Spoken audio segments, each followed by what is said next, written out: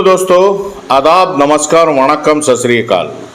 दोस्तों, आज मैं फिर एक बार आपके समक्ष आपके बीच आया हूँ कुछ एक गंभीर मुद्दा को लेकर, कुछ बहुत ज़रूरी मुद्दा को लेकर।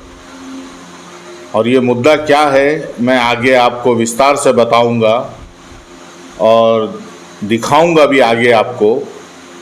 लेकिन ये बहुत सोचने वाली बात है कि आप लोगों को सबको मालूम होगा कि हमारे देश में और कई देश में 2004 में एक बहुत ही भयानक हादसा हुआ था जिसके नाम था सुनामी। वो सुनामी जो कई जन का, कई देश का हाल जो है बर्बाद कर दिया था, उनका अर्थव्यवस्था चरमरा गया था, कई लोगों का जान गया था। बहुत दुख की बात है। और कई ऐसा जगह था, खासकर जैसे इंडोनेशिया, जापान, हमारे अंडमान निकोबार आइलैंड तो मतलब जो श्री विजयपुरम का इलाका है थोड़ा बच गया, लेकिन जो जैसे निकोबार, कैम्बल बे वगैरह साइड में बहुत ही दर्दनाक वहाँ भी हादसा हुआ था। कई लोग जो है उस सुनामी में आज भी मिसिंग है। उन्हें मैं डेथ तो मैं नहीं बोलूँगा, क्योंकि जब मैंने देखा ही नहीं है, हम लोग किसी ने देखा नहीं है, बस हमें छोड़ के वो चले गए हैं। तो आप सोच के देखिए कि उनका कैसा हाल हुआ होगा। वो अगर आज होंगे भी तो किस स्थिति में होंगे, कहाँ होंगे, या हम और आपको आज तक किसी को पता नहीं है। ये कुदरत का नज़ारा है, कुदरत का खेल है। ये ऊपर ही वाला जानता है। वो अपने रचा हुआ ये जहाँ को, ये पृथ्वी को, अर्थ को उन्होंने बनाया है, तो उन्हीं का सब कुछ रचा हुआ खेल है। तो उनके आगे हम और आप कुछ नहीं है। लेकिन मेरा कुछ एक बात है, मैं आपके बीच लेके आया हूँ। आज 21 साल हो गया। अभी हम लोग हाल ही फिलहाल में, अभी कुछ दिन पहले ही हम लोग सुनामी डे बनाए थे 26 दिसंबर को। आप सोच के देखिए, आज 21 साल के बाद भी हमारे अंडमान निकोबार आइलैंड के उन सुनामी अफेक्टेड लोगों को आज भी वो एक तरह का बेघर है। बेघर मैं इसलिए बोल रहा हूँ, अभी आप लोग सोचते होंगे कि उनको तो सुनामी शेल्टर अलॉटमेंट हुआ है। ओके, मैं आपके बात से बिल्कुल सहमत हूँ, अलॉटमेंट हुआ भी है। लेकिन वो अलॉटमेंट जो है वो क्या उनको स्थायी परमानेंट दिया हुआ है या नहीं है, ये आप बताइए। उन्हें परमानेंट तो दिया हुआ है, लेकिन आज से 20-21 साल पहले उनका जो परिवार था, आज आप सोच के देखिए वो परिवार बड़ा होगा कि नहीं हुआ होगा। आज 2 से 4 हुआ होगा कि नहीं हुआ होगा।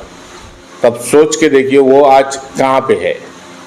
उसी सुनामी शेल्टर के अंदर में एक 2 BHK का उनको बना के दिया हुआ था। हमारे यहाँ के हिंदुस्तान के जो प्रशासन, हमारे अंडमान निकोबार आइलैंड के प्रशासन जो बना के दिए थे, आज जो वहीं उसी 2 BHK के अंदर सीमित रह गए।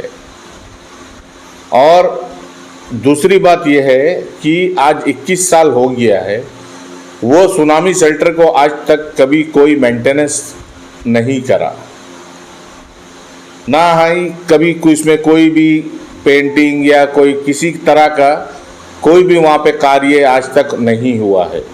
अगर मैं झूठ बोलता हूँ या मेरे नॉलेज में नहीं है तो आप खुद बताइए। तो आप सोच के देखिए वो आज भी किस कदर का जिंदगी जी रहे हैं। भले ही वो कहीं अपना काम काज करके अपना जिंदगी व्यतीत कर रहे हैं, अपने बीवी बच्चे के साथ में रह रहे हैं, पालन कर रहे हैं, अपने ज़िंदगी को जी रहे हैं। अब जिंदा इंसान है तो ज़िंदगी जीना तो पड़ेगा। लेकिन उनका क्या कंडीशन है, आप लोग ने कभी इस चीज़ में गौर किया? वो भी हमारे देश के नागरिक है, हमारे आइलैंड के नागरिक है। उन्हें क्या परेशानी है और क्या नहीं, आज तक कोई जानने का कोशिश किया? कोई भी प्रशासन के लोग या कुछ भी, कोई भी पंचायत के लोग, जहाँ भी ये इन्हें दिया हुआ है, आज हमारे कई जगह पर, हमारे श्री विजयपुरम में कई जगह में सुनामी शेल्टर है, लेकिन उस सुनामी शेल्टर का क्या कंडीशन है, कभी कोई झांक के देखा उनको? आप जाइए, उनको नज़ारा देखिए, वहाँ पे ऐसा ऐसा एक एक का बेचारे का हाल है कि मैं बता नहीं सकता, बयान नहीं कर सकता। सुनामी शेल्टर का ऐसा ऐसा हाल है। लेकिन अब उनका परिवार भी बढ़ता जा रहा है, लेकिन वहाँ पे कोई मेंटेनेंस नहीं हो रहा है। अगर वो अपना से भी कुछ मेंटेनेंस करने जाते हैं तो उन्हें प्रशासन जो है रोक देता है कि भैया आप ये नहीं कर सकता, वो नहीं कर सकता। अभी आप लोग, बहुत से लोग ने देखा होगा, सुनामी शेल्टर के साइड में थोड़ा थोड़ा से जगह खाली है, तो कुछ लोग मुझे ये बताए कि हम लोग फैमिली बढ़ गया है, अब उसके अंदर में होता नहीं है, तो हम लोग साइड में छोटा सा एक रूम निकालने का कोशिश करते हैं, तो हमें लेकिन प्रशासन से रोक दिया जाता है कि भाई आप कुछ नहीं कर सकता। क्यों नहीं कर सकता? अब उनका परिवार बढ़ रहा है तो अब वो कहाँ जाएंगे? या तो आप उनको फिर दूसरा जगह शिफ्ट करिए, स्थायी शिफ्ट करिए ना, उन्हें ज़मीन दीजिए। आज 21 साल हो गया, उन्हें कोई परमानेंट सोल्यूशन करिए इनके बारे में, उन्हें वहाँ बसाइए ले आके, या इसी जगह पे, इसी सुनामी शेल्टर जो आज 21 साल हो गया है बन के, तो उन्हें आप रिपेयर कराइए, उन्हें ढंग से और भी थोड़ा सा अच्छा से करके उन्हें दीजिए, ताकि वो हंसी खुशी अपने परिवार के साथ वहाँ रह सके। लेकिन नहीं, ये कार्य कोई नहीं करेगा। बस वो बेचारे जैसे के तैसे जी रहे हैं, अपना ज़िंदगी जी रहे हैं, अपना ज़िंदगी काट रहे हैं। दूसरी बात, कुछ लोग जो है उस सुनामी शेल्टर को, जो सुनामी अफेक्टेड बोल के और अपना नाम चढ़ा लिए थे, जो उस टाइम में जो भी वहाँ पे थे, मौजूद थे, जो भी सरकारी कर्मचारी, प्रधान, काउंसलर जो भी थे, उन्हें पकड़कर या उनका चमचागिरी कर कर अपना नाम चढ़ा लिए थे। एक एक का फैमिली में किसी किसी को एक मिला है, किसी किसी को 3-3, 4-4, 5-5 मिला हुआ है। इसका भी मेरे पास एविडेंस है, प्रूफ है। ठीक है, मिला है तो आप अपने पास उसको रख लिए था, अब उसको सेल क्यों करें? बहुत सा लोग जो है आज सुनामी शेल्टर को सेल कर दिए, बिक्री कर दिए। आपको बता दूं, मैं बहुत सा जगह में, अगर मैं झूठ बोलता हूं तो आप लोग खुद जाके चेक कर सकते हैं कि बहुत सा जगह में सुनामी शेल्टर बिक्री हो चुका है। कोई 10 लाख, कोई 15 लाख, कोई 20 लाख में, इस तरह करके सुनामी शेल्टर बिक्री हुआ है, ये मेरा नॉलेज में है। तो मेरा प्रशासन से अनुरोध है, रिक्वेस्ट है कि आप इसके ऊपर जल्दी कुछ कार्रवाई करिए, ताकि जिसके जो अलॉट हुआ है, जिसको भी,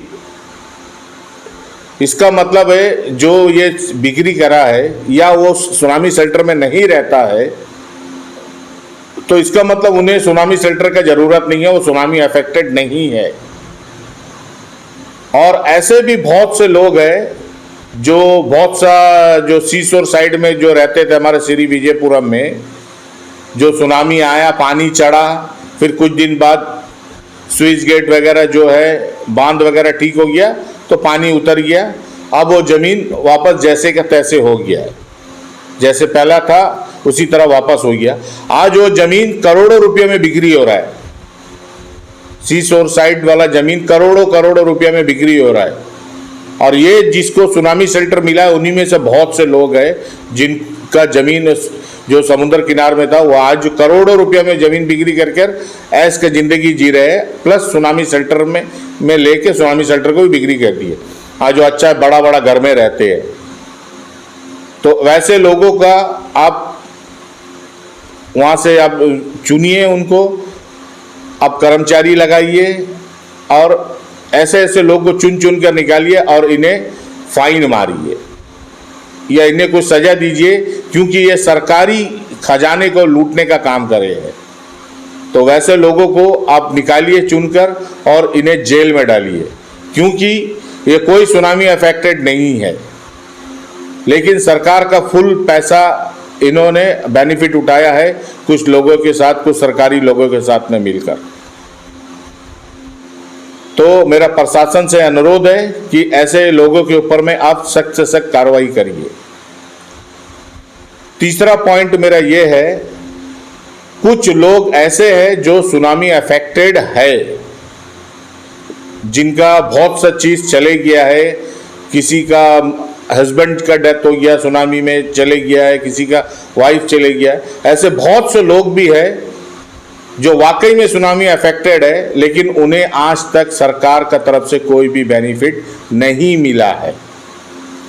उन्हें कोई सुनामी शेल्टर, किसी प्रकार का कोई मदद आज तक उन्हें नहीं मिला है। ऐसे 2-4 केस तो मेरे पास आए हैं। उन्होंने गुजारिश किया है कि सर आप थोड़ा कुछ करिए, प्रशासन का थोड़ा नींद खोलिए कि हम लोग 20 से 21 साल हो गया, लेकिन हमें आज तक किसी प्रकार का कोई बेनिफिट सरकार से नहीं मिला है। और जिनका कोई सुनामी में कोई इफेक्ट नहीं हुआ, उन्हें 2-2, 3-3 सुनामी शेल्टर मिला हुआ है। सरकार से सारा सुविधा जो मिला वो सब कुछ भरपूर फ़ायदा उठाए हैं। तो मेरा अंडमान निकोबार प्रशासन से, चीफ सेक्रेटरी सर से, डीसी सर से और तमाम जितने भी तहसीलदार साहब लोग जो बैठे हैं, उनसे भी मेरा आग्रह है, मेरा अनुरोध है, मेरा रिक्वेस्ट है कि आप इसके ऊपर आप एक संगीन आप अपना कार्रवाई लीजिए, कार्रवाई करिए। अब एक टीम बनाइए और पूरा जो है इंक्वायरी करिए, और जो जो इसमें दोषी पाया जाता है, कोई जैसा बिक्री कर दिया है या कोई रेंट में दे दिया है। बहुत सा गवर्नमेंट सर्वेंट आज बहुत सा आइलैंड में, मैं आपको बता दूं, बहुत सा गवर्नमेंट सर्वेंट जो है HRA भी लेता है और वो सुनामी शेल्टर में भी किराए में 2000-3000 में रहता है, ताकि ये सुनामी शेल्टर कोई प्राइवेट प्रॉपर्टी नहीं है, ये गवर्नमेंट का प्रॉपर्टी है। आप गवर्नमेंट का प्रॉपर्टी में रहते हुए भी HRA ले रहा है तो कैसा ले सकता हो? तो ये जो है सरकारी खजाने के साथ में खिलवाड़ कर रहे हैं। ये बहुत से हमारे गवर्नमेंट सर्वेंट लोग भी ऐसे कर रहे हैं जो रेंट में रह रहे हैं इंटर आइलैंड वगैरह में, और मैं इसका प्रूफ भी मैं आपको दूंगा। तो मेरा सभी से, हमारे अंडमान निकोबार आइलैंड के प्रशासन से मेरा अनुरोध है कि इसके ऊपर आप जल्दी से जल्दी कार्रवाई करिए, और जो सुनामी इफेक्ट रियल में है, जिन्हें बेनिफिट नहीं मिला है, तो उन्हें भी आप कुछ बेनिफिट दीजिए, उन्हें भी सुनामी शेल्टर अलॉट कीजिए। तो ये था मेरा आज का पहला पार्ट। सेकंड पार्ट में मैं आपको विद एविडेंस, विद प्रूफ के साथ में मैं आपको जाकर दिखाऊंगा। तो मेरे चैनल के साथ में जुड़े रहिए और सेकंड पार्ट का इंतज़ार करिए। ओके, जय हिंद, धन्यवाद।